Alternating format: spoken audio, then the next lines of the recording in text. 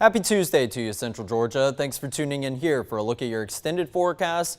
A much more tame and a pleasant flipping of the switch of weather is what's going to be in store for the rest of the work week. But obviously, we can remember what's happened over the last couple of days, and it's been full of gloomy, dreary, and just downright cold weather with widespread cloud cover. Let's go ahead and go over the latest and talk about how much rainfall we did receive over that time period. We'll go back out to 5 days prior to this. So if my graphics will flip for me, let's see if we can get them going. There we go. Your 5-day rainfall totals. The first and main takeaway is if you live farther to the north, you definitely did not get as much rain as was present down to the south, but it is very pleasant to finally see some widespread shades of not only green, but also some yellow right on the very southern edge of our southernmost counties. I'm not going to spend too much time on the rainfall totals up here because most of these totals mainly below the 1-inch mark, maybe up to about 3/4 of an inch, maybe only about 1/4 of an inch of rain in those lighter shades of blue. But when we do go down to the south, some of the darker green shades are popping up some very impressive totals. How about 2 inches of rain in southeast Houston County, 1.2 inches of rain in Cochran, Eastman, 1.3 down in Abbeville. But when you start to get into these yellow areas, or maybe even borderline orange color, 2.5 inches of rain and some far more impressive totals that can be found to the south of us. Obviously, that doesn't really help us out in terms of anything with our drought conditions. These totals that are way down to the south, even some pockets of red on the Florida Panhandle, and one little flash of pink that we can see north of Tallahassee. But those areas needed the rain a whole lot more than we did, and we'll talk about that in just a second. But take a look at the month of December. Remember when I called it dreary December on the first day going back into last Monday? Well, that has come to fruition so far. Out of the 8 days of the month so far, 6 of them have recorded rain at Middle Georgia Regional Airport. Obviously not too impressive of totals. The most total that we can see for a single day came back on the 2nd when we got an inch of rainfall, but only 2 days that have been mainly dry in our forecast. So 1.6 inches of rain is all we've gotten so far in the month of December.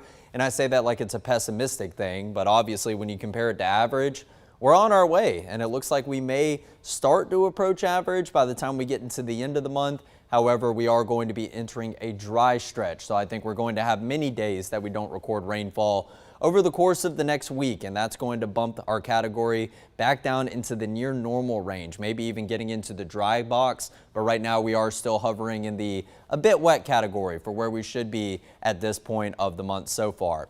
So 2025 as a whole, this number has once again flipped. We have seen this go back above average, go below average, and we are hovering just a minuscule 3/100ths of an inch below where we should be at this point of the year. But for the month of December as a whole, we're hovering just over a 1/2 inch of rain for where we should be at 8 days into the month. Still holding onto that green box. Hopefully we can have this green box go a little bit higher before the end of the month. But like I mentioned, not too much rain that looks to be in sight. But now we'll flash it over to your drought monitor, which we got updated as of last Tuesday. We got the release last Thursday, and like I mentioned, these areas in the red and even getting into kind of the maroon color down on the border of Georgia and Florida, they needed the rain more than we did. They found themselves in the exceptional drought category, which is the highest criteria for our drought conditions. But we can see that red area creeping close and even into portions of southern Chris County. That area, I imagine, did get its fair share of some impressive rainfall totals to maybe even improve this slightly. But all of central Georgia remains in at least a severe drought or a moderate drought. Our northernmost counties are found in that tan color, which indicate a moderate drought. A patch of some slightly better drought conditions down in Telfair, Wheeler, and Montgomery counties. But if you live in Macon, Warner Robins, Milledgeville, down to Dublin, Perry, Forsyth, you still find yourselves under some drier conditions than what you should have. And we will take all the rain into account from this past weekend and the past 5 days and all the way up until today. But I'm not forecasting any more rain in store for the rest of your Tuesday in order to maybe improve those conditions even more. But we'll see where that drought monitor does stand as we go into Thursday. So the main headlines will be a much drier week that we do have ahead. Some days are going to be warmer than others, and we'll talk about why that is, but lots of sunshine, and we're already starting to get a glimpse of them as we take a walk around the quad. Blue sky visible up here in downtown Macon. We still have our fair share of cloud cover, but it does look like the sunshine is finally breaking through the cloud deck. A mostly cloudy atmosphere as we look to the west off Cohen Walker Drive. Similar story a couple miles down to the south at the Georgia National Fairgrounds. In downtown Dublin, also holding on to that cloud cover, but it is going to be fairly short-lived, and it has also slowed our warm-up throughout the morning hours so far. Your temperatures still in the lower half of the 40s, 45, 46 at the highest in areas like Milledgeville, Sparta, and up to Eatonton. Farther down to the southwest, these are our counties that did have the lowest temperatures this morning because the cloud cover wasn't present during that sunrise time. However, the cloud cover has creeped a little bit farther down into those areas. So now it's done the exact opposite. Now it is slowing the warming trend, as opposed to if they kept that crystal clear atmosphere, their temperatures would very likely be in the upper end of the range. So just given this latest update with the temperature map and taking a look at some of the values and the difference between them, I would say that there is more patchy cloud cover up to the north as opposed to down to the south, where we are still holding on to a mostly cloudy atmosphere. But we're not too different than our neighbors. Take a look at the eastern half of the United States. A deep dark blue color continues to be present. You do see some shades of green back over into Texas, areas that did get the passage of a cold front on Sunday, so they're not necessarily feeling too much of that colder air anymore. 66 down in Orlando. I imagine Orlando is going to be our warmest temperature on this map over the next couple of months, as we typically don't see a lot of these frontal boundaries make their way all the way through Florida and usher in that cool air down into areas that far south in the Florida Peninsula. But 27 in Washington, 36 up in Indianapolis. We could always be a whole lot worse than what we're dealing with. And that's what we see present in the mid-Atlantic United States, the Ohio Valley region, and up in areas near the Great Lakes. I can see Minneapolis and Green Bay up there behind the banner, and I don't even want to see the temperatures. I'm sure they're somewhere in the 20s, maybe even into the teens here at the 11 a.m. hour. Winds and wind gusts, these aren't going to really be a factor throughout today, but we are going to see them get an uptick as we go into tomorrow. But right now, a steady breeze anywhere from about 5 to 10 miles per hour, especially farther down to the south and the southeast, where you do see some shades of blue color.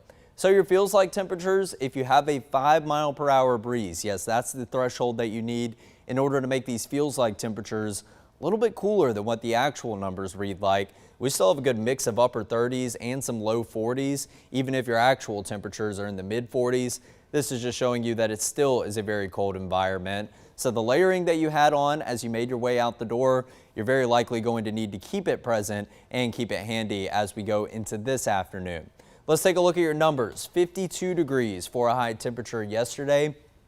Low temperature of 34 degrees, and I'm not even entirely sure that we hit that morning low during the morning hours. I think that temperature of 34 degrees came in the very late night hours before we crossed over into midnight as of today. So 63 and 39, those are your average temperatures this time of year, obviously already on the cooler end. But we could welcome in some temperatures in the low 60s. That would be nice for a change. And you may be keeping your fingers crossed that we will hit those temperatures later on today as we get the clearing in cloud cover. But we'll talk about why we might not quite see temperatures that high for today, but we are going to welcome them in soon enough. 83 for a record high back in 2022, just 3 years ago that we actually did that. And 19 degrees, your record low temperature back in 1965. So we recorded 2/100ths of an inch of rain yesterday at Middle Georgia Regional Airport. I imagine it didn't do too much, but maybe resulted in a bit of a lesser downtick in that year departure. But still, the most important thing with yesterday's update, we saw that positive flip back into a negative, and it looks like that negative number is going to grow even greater over the next week. Sunrise 7:25 yesterday and sunset 5:29. We've actually finally started to see the sunset get a little bit later. However, your sunrise is going to continue to get get later and later as well before we finally get later into the month of December. And then that sunrise will begin to get a little bit earlier and a little bit earlier, prolonging the hours of daylight that we do see on a typical day. So the main headline for today is below average. Like I mentioned, go ahead and keep that layering handy even into the afternoon because clouds are clearing. There are more peaks of sunshine. However, it's not going to correlate to too much of a warm up. I have a high temperature forecasted exactly what we hit yesterday at 52 degrees, which is 11 degrees below average for this time of year. And hour by hour temperatures show the potential for not even hitting that high temperature today. It's all going to be dependent on the clouds. If you get breaks in the cloud cover a little bit sooner than other areas, then you will see those numbers climb into the low 50s. However, if you keep the cloud cover present, it's very likely going to be an afternoon still very much on the chilly side, with numbers somewhere in the upper 40s before you get past sunset, and then eventually the numbers will drop down into the low 40s pretty quickly, and I imagine the upper 30s are going to be present as you go into, say, around 7 or 8 p.m., which we also will talk about here in just a moment. Satellite and radar. More patchy cloud cover up to the north, just like I was getting an indication of on that temperature map. The cloud cover is denser farther down to the south, but this cloud cover will not be present all throughout the afternoon. Satellite and radar shows that this is fairly widespread, overcast skies stretching back up into South Carolina, North Carolina, and another patch of those overcast skies back over to the west and the northwest. It looks like areas down in southern central Alabama, southern Mississippi, and of course getting down into Florida are the only areas in the southeast that are seeing consistently sunny skies. Not too much besides that blue color in the sky. We have our fair share of some poofy clouds here and there that are going to be blocking your sunrise image, or not sunrise image, excuse me, sunshine image throughout the next couple of hours up here to the north. So going into this afternoon, it shows the pretty quick dissipation of all this cloud cover. This is 2 p.m., still holding on to some clouds, say in the Macon area, down in Warner Robins, up the I-75 North Corridor. But as we continue to progress right before sunset, I do believe that we'll actually finally get the clearing in the skies, and we will have a very beautiful sunset that is going to take place. But right now, just pairing up future view with what I saw on the current satellite image, it does look like maybe we have a bit more than anticipated in terms of the overcast skies. So we very well could have our fair share of some lower than forecasted high temperatures throughout today, and you may not get the best crystal clear image of that sunset. Nonetheless, you will eventually clear out. It might just be in the hours after daylight, and we go into the overnight time frame and welcome in Wednesday morning with a nice clear environment. So that sunrise tomorrow, it's looking spectacular. However, when you don't have the clouds present overnight, which actually has been our saving grace, believe it or not, over the course of this past weekend, is going to allow for your morning low temperatures to get even lower. So our numbers, for the most part, over that dreary and cloudy stretch have been somewhere maybe in the upper 30s and the low 40s, a little bit closer to average or maybe a few degrees above average. Not the case whatsoever anymore. However, going into the afternoon with the absence of cloud cover blocking that sunshine, it will allow for the heating of the surface, and that will warm our numbers back up closer to average as opposed to being stuck in the low 50s or even the upper 40s for many days. But we also have another combination of two factors. Not only are we going to have a mostly clear atmosphere for the first part of tomorrow, but also we start to get this uptick in winds, and take a look at the direction these winds come from.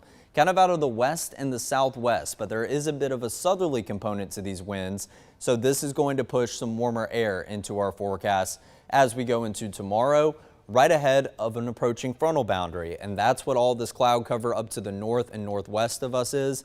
It's mainly just going to be a pretty thin line of cloud cover, and I think it's going to pass through in the hours where we don't have too much daylight. Obviously, this is 9 p.m. right here, still moving through our south and southeastern counties. So the only two indications of this front coming through will be a shift in wind direction. So the winds behind the front are going to start to come in from the north and the northwest, and this line of cloud cover isn't obviously going to do anything in terms of rain chances. Our fair share of frontal boundaries have had a decent amount of moisture to clash with as of recently. This one doesn't really have that to work with, and it's passing through during a cooler portion of the day. So it's really going to be a dry frontal boundary that could have some residual cloud cover stick around for the morning hours on Thursday. But overall, I think the winds are going to be a bigger factor on Thursday morning as opposed to the cloud cover, which we also will get to in just a moment. Thursday afternoon, crystal clear. So Thursday afternoon, what happens after we have a cold front come through? Cooler and drier air gets ushered into the forecast. I believe we'll be back below average with your high temperatures on Thursday, even despite the cloudy skies. And then Future View takes us all the way to 4 a.m. on Friday as we get ready to begin yet another weekend. But we do have a Christmas parade forecast to talk about, and that is going to be in downtown Gray tonight. So many of you had your Christmas celebration plans as of this past weekend. You made the decision to postpone them for at least a couple of days, maybe even a week in time. I think you made a very wise decision because the forecast, yes, it is still going to be chilly, especially during the evening hours. However, it is going to be a dry forecast. Take a look at that, a crystal clear icon. And Tuesday at 7 p.m., we can already expect numbers in the upper 30s up in Jones County. So make sure that you bundle up if you have plans to go line the streets of Gray tonight and check out all those cool Christmas floats. And you might even catch our meteorologist Ansley Parker up there doing some live shots and showing off all the fun that Gray is having as we continue to celebrate the Christmas season. Now here's a look at the winds and the wind gusts. So today, not really anything worth noting in terms of the breeze. In fact, the winds are relatively calm at some points. It doesn't even look like we have as much of a breeze present for the end of this afternoon as what we do have currently. But going into tomorrow, we start to see those blue and yellow shades creep in as early as the late morning time frame, right there at 9 a.m. But then the yellow shades start to become very widespread, and gusts up to 20, maybe even 25 miles per hour will be possible in those hours after lunchtime, but the breeze isn't very quick to fall apart. The breeze, in fact, actually does continue to stick around into the evening and the nighttime hours tomorrow, and will actually hold on to it as long as Thursday morning. Now, obviously, these aren't yellow shades like you did just see for the second half of your Wednesday. However, this is going to be enough of a breeze to say, make your feels like temperatures feel a good amount colder. So flipping the script from what we have been talking about maybe over the last month or two in terms of those heat index values. However, we haven't been talking about that whatsoever over the past couple of weeks. We are going to have wind chill values somewhere maybe down into the upper 20s or right there around 30 degrees, even despite your temperatures being a little bit warmer on Thursday morning compared to what we do have on Wednesday morning. But eventually, as we head into the evening on Thursday, that breeze does finally look to subside, and then that takes us into Friday as well. So over the next 3 days, a lot that I did just mention to you about what's going on weather-wise. Here's everything I just said summed up into one graphic, so it's a bit easier to understand. 32 degrees for a morning low temperature. We saw some areas hit that mark early today, but 52 for a high temperature, still below average and mainly below average due to the fact that widespread cloud cover is kind of dominating the forecast for the first half of the day, and that's going to slow your warming trend. Then as we go overnight, we get the clearing in cloud cover, so that allows for your morning low temperatures to drop down a bit more. However, with not too much cloud cover present throughout the first half of Wednesday, that will result in a warm up back closer to average. In fact, exactly at average of 63 degrees tomorrow afternoon. So I think tomorrow afternoon is going to be one of those times that you can actually shed the heavy winter layers and wear some lighter clothing that will feel a bit more pleasant outside.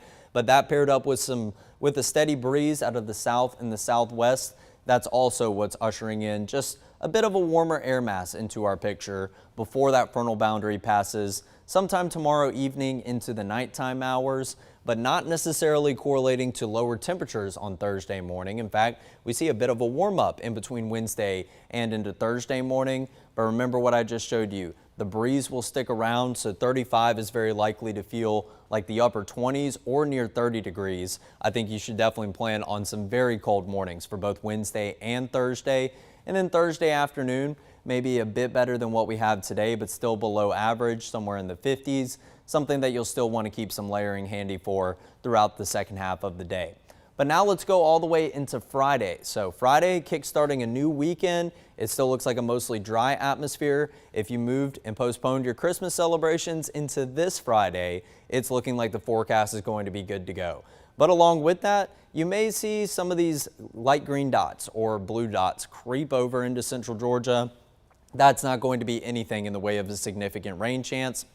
And who's to say that Future View even resolves that by the time we get the short range models within that view, which will be this time on Thursday. Saturday, I still think it is looking good to go. We'll have some partly cloudy skies, but overall it will be a much better forecast than what we did have over this past weekend before going into the end of the weekend.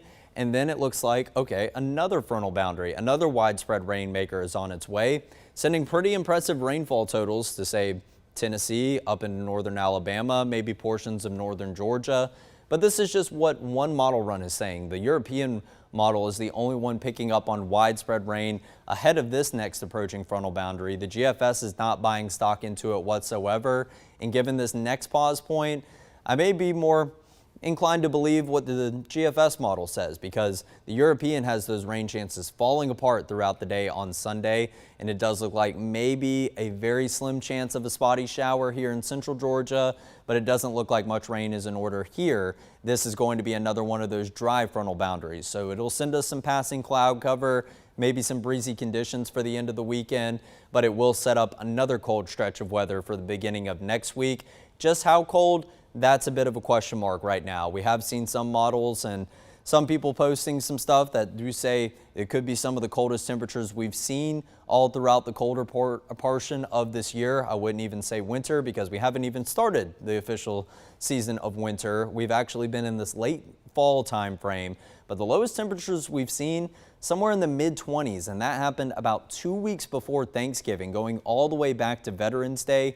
25 was our recorded low temperature, and in fact it did break a record for that day. So could we see some numbers that maybe start to match some of those record-breaking numbers that we did see about a month ago in time? Only time will tell, but right now our general idea is that it is going to drop the temperatures, but maybe not too much below freezing, but we definitely could see a lot of those numbers get a whole lot cooler in between now and then.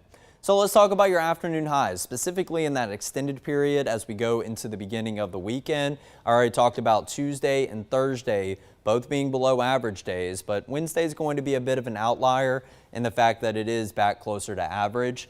Well, the frontal boundary is just really putting a halt and kind of just interrupting this warming trend that we do see, because after we have that cooler day on Thursday, we will see the steady warming trend pick back up with no big weather systems impacting us Friday or Saturday. So near average high temperatures around Friday.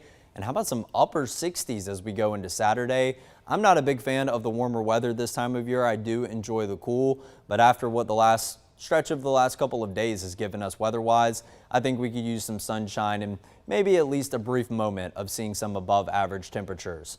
But the flip side of that is going to be your morning lows. So they're going to kind of do a similar thing, but remember 35 on Thursday, it's a bit misleading because we will have the breeze present, and I think your feels like temperatures are going to be a bit lower than 35 degrees and in the upper 20s possibly.